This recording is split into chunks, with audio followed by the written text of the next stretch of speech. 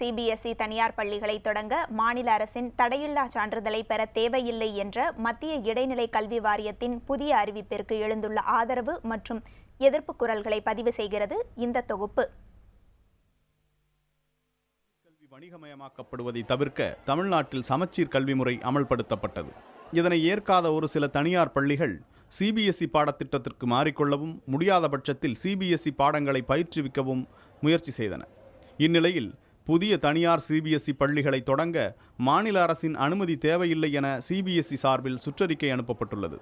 இந்த புதிய அறிவிப்பால் அதிக சிபிஎஸ்இ பள்ளிகள் தொடங்கப்படுவதற்கான வாய்ப்புகள் உருவாகியுள்ளன. கல்வி என்பது கன்கரண்ட் லிஸ்ட்.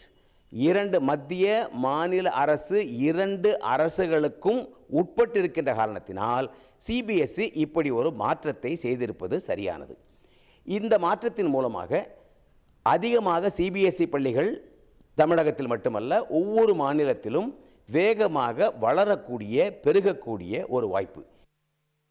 சிபிஎஸ்இயின் இந்த தன்னிச்சையான சுற்றறிக்கை மாநில அரசின் உரிமையில் தலையிடும் முயற்சி என்றும் இதற்கு தமிழக அரசு இணங்கக்கூடாது எனவும் கருத்து தெரிவிக்கின்றனர்.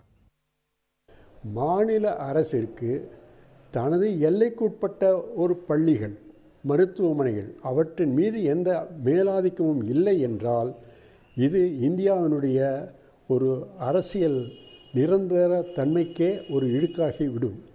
ஆகையினாலே இது முழுக்க தவறான ஒரு முடிவு. மாநில அரசின் வழியாகத்தான் எல்லா விண்ணப்பங்களும் செல்ல வேண்டும். சமச்சீர் கல்வி பாடத்திட்டம் மற்றும் தனியார் பள்ளிகளுக்கான கட்டண நிர்ணயம் உள்ளிட்ட பல விஷயங்களில் மாநில கல்வித்துறையும் சிபிஎஸ்இ பள்ளிகளும் எதிரெதிர் துருவங்களில் நிற்கும் நிலையில் இந்த புதிய அறிவிப்பு இந்த விரிசலை அதிகப்படுத்தவே செய்யும் என்கின்றனர் கல்வியாளர்கள்.